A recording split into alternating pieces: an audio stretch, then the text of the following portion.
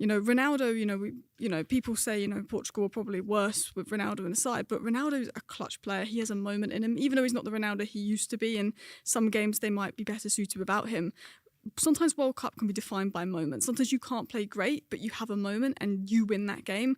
And that could come from a fantastic ball from Bruno Fernandes and a finish from Ronaldo. And On the subject, you was talking about match winners and like those type of players that can offer you that spark. I would say in the Portugal team, if we're talking about Portugal, Bruno is the only one that can really provide you that. For Portugal, I would say Ronaldo's been heavily overrated. Yes, he won that Euros. He wasn't even really that good in that Euros tournament.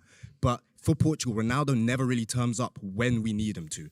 So I've seen a lot of videos about Ronaldo and Portugal ahead of this World Cup, and it's all about whether Ronaldo is an hindrance to Portugal team as a whole. Now, I am here to debunk the claims. But before we do that, make sure to like, subscribe, and turn on the post notifications. Let's get into this. This is actually an horrendous take as a football fan. Let's take Portugal's last international tournament, the Nations League, and let's find out if Ronaldo was indeed useless for Portugal. Against Poland away in the group stage, Ronaldo scored Portugal's second goal, helping Portugal to a comfortable 3-1 win and keeping them top of group stage. And then in the return fixture at home, he bagged a penalty and an overhead kick, beating Poland 5-1. Portugal eventually finished at the top of their group, unbeaten with 13 points. Against Denmark in the quarter-finals, Ronaldo was on the scoresheet again as Portugal advanced 5-3 on aggregate. A two-legged tie, pressure football, and he showed up once again.